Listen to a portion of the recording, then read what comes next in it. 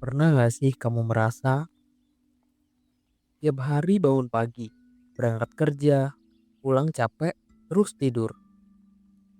Besoknya pulang lagi begitu. Tapi di tengah rutinitas itu kamu mulai bertanya, aku ini sebenarnya lagi hidup atau cuman bertahan? Banyak orang punya pekerjaan tetap, penghasilan stabil, bahkan karir yang terlihat baik-baik saja. Tapi di dalam hatinya hampa, kosong, capek, tapi bukan fisik. Lelah yang gak bisa diobatin cuma dengan tidur.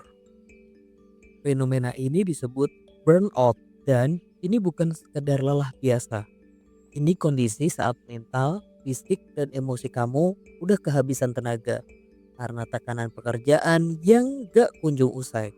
Dan yang lebih parah, kamu mulai merasa kehilangan makna dari apa yang kamu kerjakan. Bahkan ketika kamu libur, kamu gak benar-benar bisa istirahat. Rasanya tetap berat. Lucunya, banyak dari kita nggak sadar kalau kita sedang burnout. Kita ngira itu cuman fase. Tapi ketika fase itu berlangsung bulanan, bahkan tahunan, disitulah hidup kita mulai kehilangan warna. Ketika terus mengejar target, deadline, dan ekspektasi. Tapi lupa ngejar diri kita sendiri. Yang bikin ironis, kadang lingkungan kerja kita juga nggak ngasih ruang buat kita bernafas. Budaya hustle, glorifikasi lembur, dan pujian atas kerja keras tanpa henti bikin kita merasa bersalah kalau kita istirahat.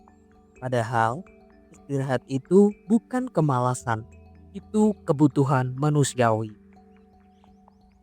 Kenapa ini bisa terjadi? Salah satu akar masalahnya ada di manajemen waktu dan persepsi kita terhadap nilai diri atau harga diri.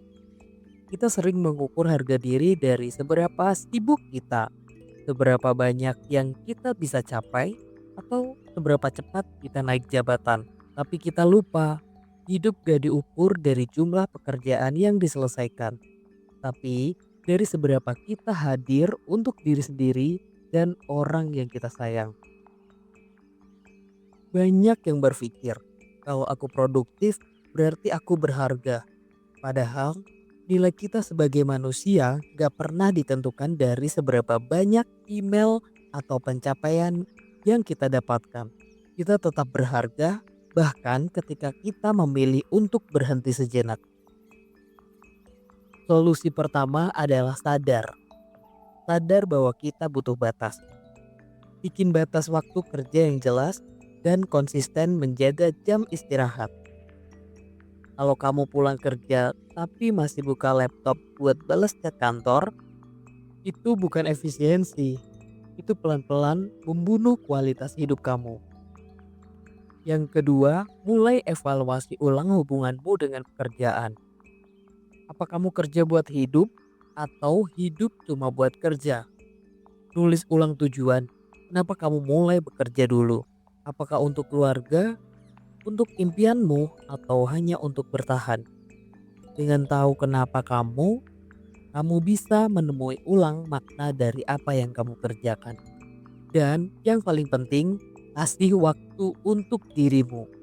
Jangan cuma kasih waktu ke atasan, ke rekan kerja, ke klien. Kamu juga berhak atas waktumu sendiri. Luangkan waktu untuk hal yang kamu suka. Meski itu cuma 30 menit per hari. Karena hidup gak cuma soal produktif, tapi juga soal bahagia.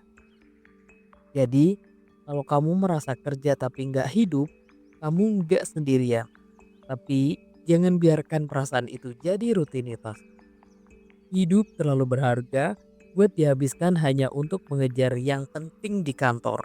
Tapi melupakan yang penting buat jiwa. Mungkin sekarang saatnya kamu bertanya ke diri sendiri.